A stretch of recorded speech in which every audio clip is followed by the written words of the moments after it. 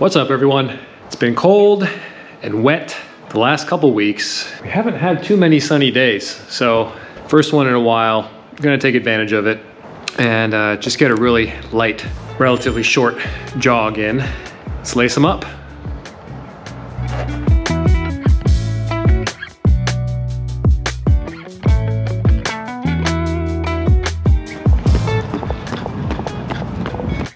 Oh, it's actually a really nice day today.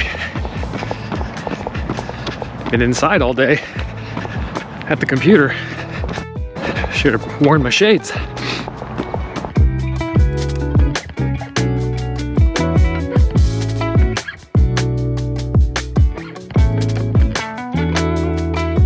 I've been thinking a lot lately about midlife crises. Right? And you know, I guess I'm at that age where classically a lot of people start to question the meaning of life. What is my purpose on this earth? There's a lot of hyperbole used when talking about midlife crises, right? Like, you know, 40-year-old guy goes on a 5-day bender in Las Vegas, drives home in a new sports car.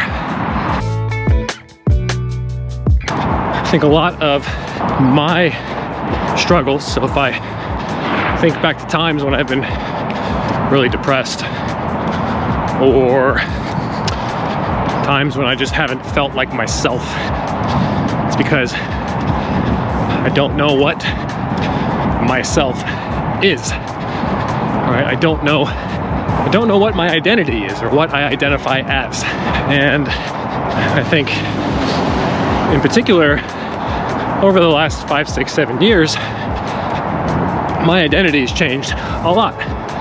Or I've had to switch between different and what at times have felt like opposing identities. And that's been tough. So, you know, for example, or if I go back to, let's say, kind of late high school through college, you know, I identified as a rower, an athlete, right? And that was the identity that I led with through the latter part of high school and through college.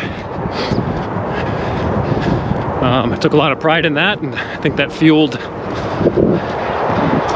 lot of my desire to stick with rowing and see how good I could be. But obviously, after college, you know, I had to figure out who I was at that point in time. But as a young man with relatively few major responsibilities, it wasn't that hard for me to find a new identity, I guess, or a slightly different athlete identity. And I very quickly became an avid road biker and runner. Not a coincidence that they're also endurance sports like rowing I gravitated towards, and those became my outlet. And it was around that time, I guess early to mid 20s, when I met Ian, my wife. Gosh, just saying that feels like a long time ago. Coming up on 15 years since we met. So, but yeah, I was 24, 25, and even though we were in a fantastic relationship, my identity as athlete, I think was still what I'd led with. Then when I was 25, I got a job at Google. So if you've got a keen eye for observation, you might have noticed in some of my videos I'm wearing old Google t-shirts that I've collected during my time at the company. Now they're pretty much all sweaty, stinky gym shirts. But yeah, I was 25, got a job at Google, I didn't have a lot of responsibilities. Life was pretty simple. I lived off of Trader Joe's frozen pasta and pizzas. Went to work and worked out. That was pretty much it.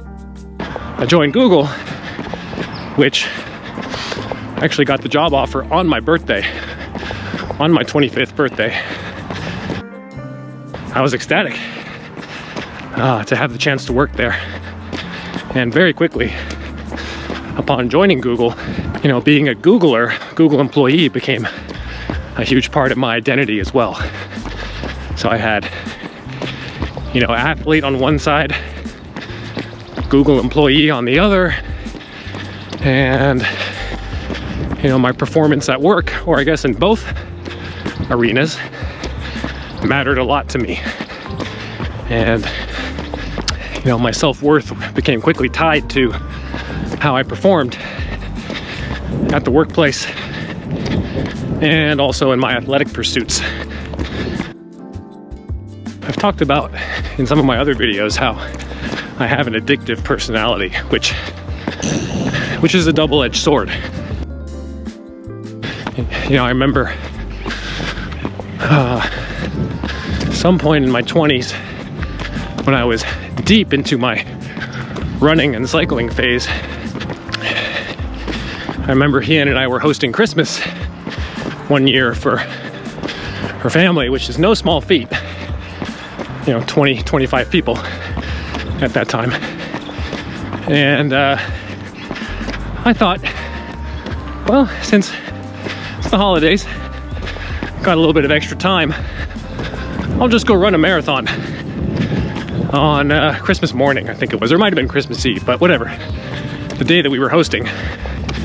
Not a race, just a training run. And I remember thinking, not thinking too much of it, coming back, whatever, 4.5 hours later. And Ian was understandably quite pissed with me. Looking back on it, you know, I was some kind of idiot thinking that was a good idea, but I just bring up that example to show that I think my identity, or I anchored so firmly to my identity as athlete that I felt like if I didn't do that run, or if I felt like I was skipping out on my training, that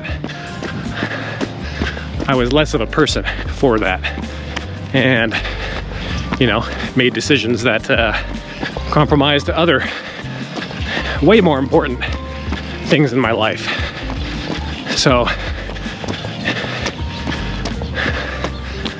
anyhow, fast forward to my daughter being born in 2017, another huge shift. And by that time, I'd been at Google for a few years and still saw myself largely as a combination of tech worker, Google employee, and, you know, slightly above average athlete. And actually by that time, Ian and I were married, so spouse. Now add to the mix, father. It's very tough to balance them all. It was probably around that time my daughter was born that I started to, you know, there were the first ruminations of what is my purpose here? What's the meaning of life? All that sort of stuff. But with a newborn at home, I think we were just so busy with the day-to-day that I honestly didn't even really have time to stop and breathe and think too much about it. And then very soon after my daughter was born, our son was born too. So they were 17 months apart. And again, just in the thick of it, just trying to get through each day, each week, juggling the 2 kids under 2 2 toddlers. That was kind of around the time I slipped into my depression, which I talk about at length in a different video. But I think fueling a lot of that depression, though, was feeling torn between multiple different identities and feeling like I was a very mediocre version of all of them, right? It didn't feel like I was doing great at work. Felt like I had stagnated. That really bothered me. Certainly wasn't doing well on the home front as a parent or as a spouse.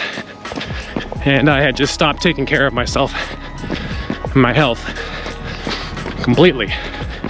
Super sedentary. I'd gained a lot of pregnancy weight along with my wife, and just kind of carried that with me. So just this feeling of overall mediocrity, which was something I was not really used to.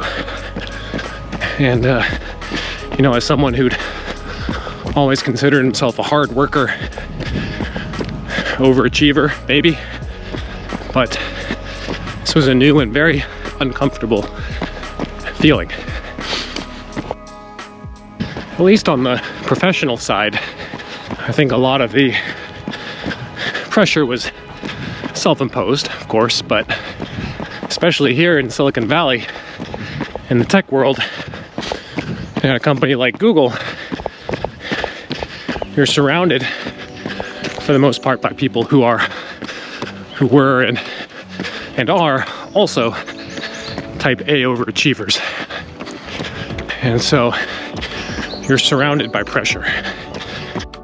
You have to make a very conscious choice to let that pressure dictate how you live your life, or come to terms with it and make very conscious trade-offs and decisions on what you're going to prioritize, or what I'm going to prioritize in my life. I think changing my relationship to work really became the foundation for kind of reforming and rebuilding my identity as I got into my mid and late 30s.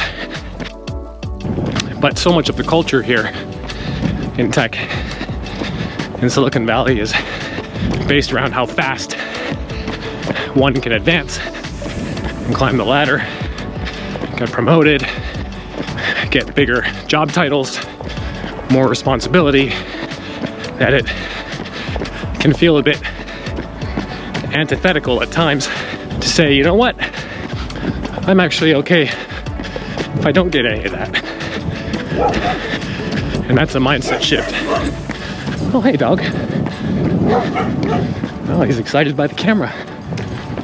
It took me literally years to not just try and convince myself, but really believe that,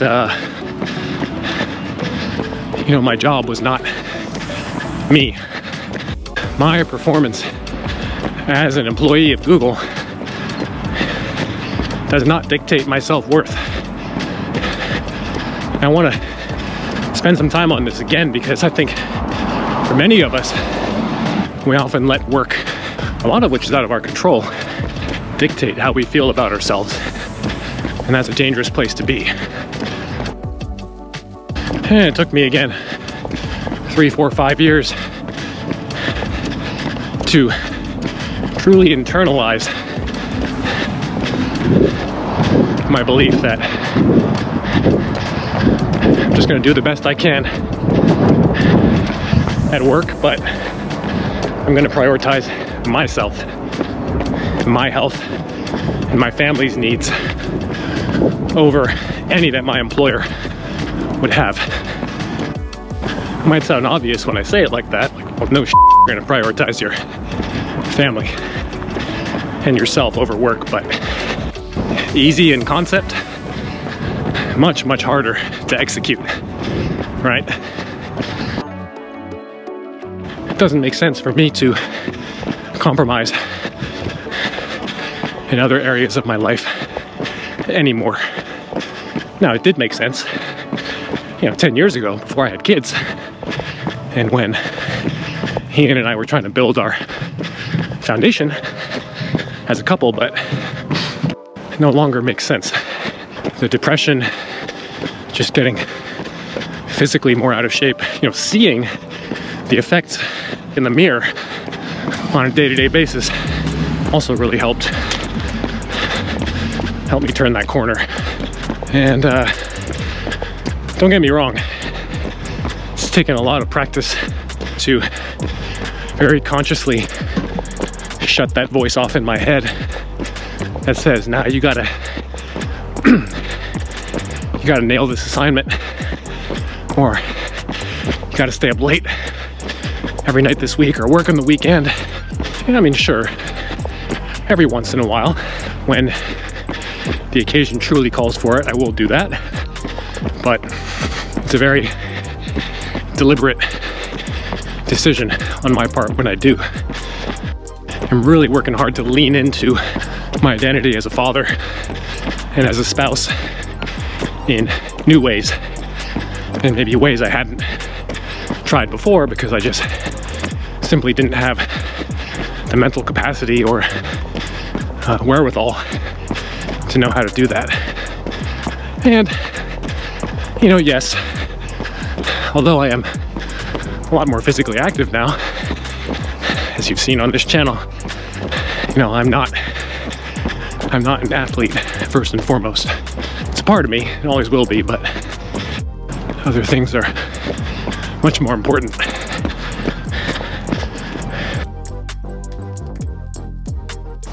Now, I'm not trying to come off or make it sound like I have figured it all out, or that any of this was easy. It has not been easy nor quick.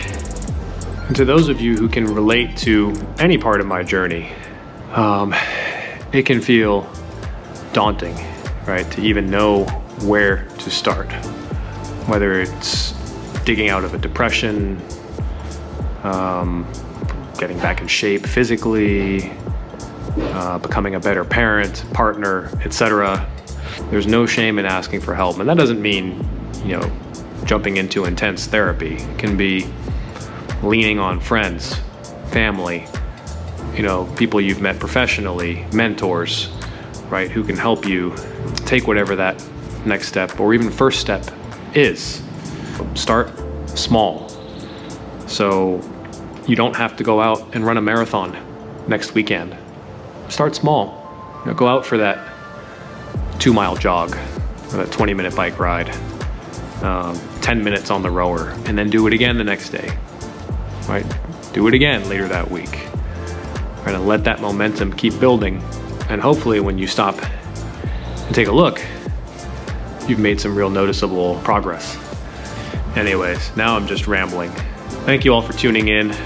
Until next time, take care of yourselves. Keep chasing. Peace.